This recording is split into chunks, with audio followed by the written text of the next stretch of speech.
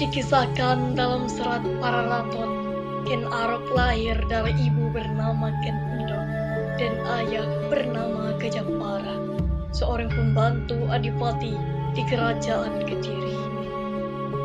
Setelah lahir, bayi Ken Arok dibuang ibunya dengan harapan kelak putranya mendapat kehidupan yang lebih baik. Namun, Ken Arok justru ditemukan oleh seorang pencuri bernama Lembo.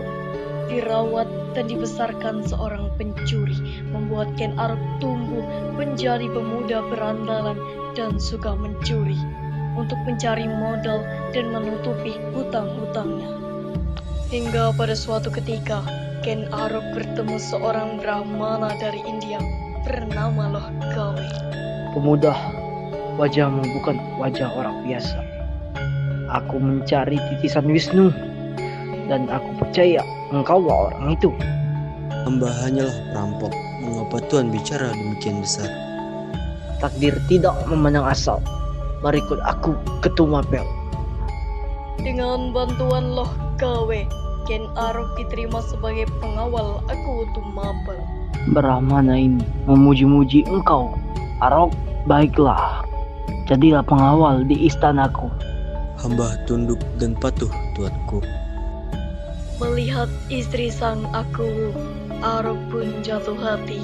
Apalagi Loh Gawe meramalkan bahwa Ken Dedes akan menurunkan raja-raja Jawa.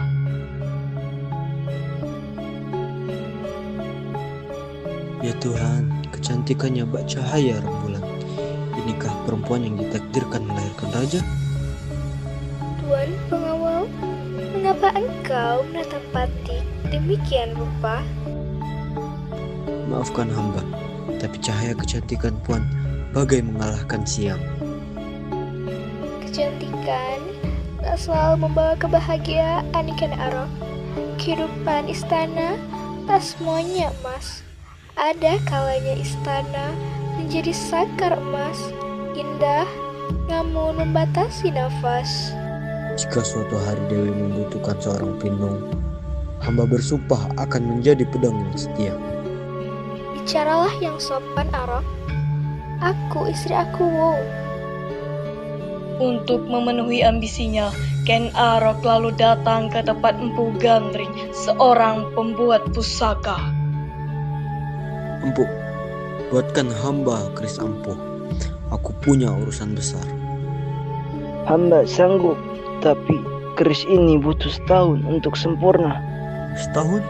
Tidak, hamba ingin dalam beberapa bulan saja. 6 bulan berlalu, Empu Gandring hampir menyelesaikan keris yang dipesan oleh Ken Arok. Namun, keris itu belumlah sempurna. Empu, mana keris itu? Belum siap, Arok. Tak disangka, Ken Arok merebut keris itu dan menusuk Empu Gandring. Arok, jangan. Dengarlah sumpahku.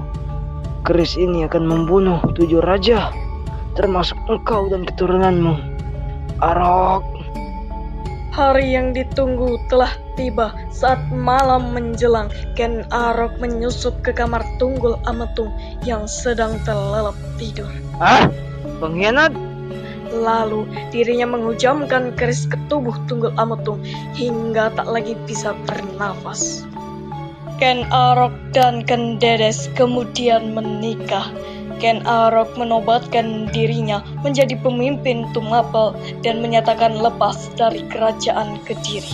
Arok, bila ini kehendak dewa dan takdir, aku memilih bersamamu, meski badai menanti. Dedes, hanya kaulah pujaan di hatiku. Badai apapun akan kuhadapi demi kau tetap di sisiku. Singkat cerita, Ken Arok bersama pasukan Tumapel menyerang kerajaan Kediri di bawah kepemimpinan Prabu Kertajaya. Terjadilah perang antara Tumapel dan Kediri. Dalam peperangan itu, Ken Arok memenangkan pertarungan dan kerajaan Kediri akhirnya runtuh. Mulai saat itulah Ken Arok dinobatkan sebagai raja pertama Singasari bergelar Sri Raja Sabatara Sang Amurwa Bumi.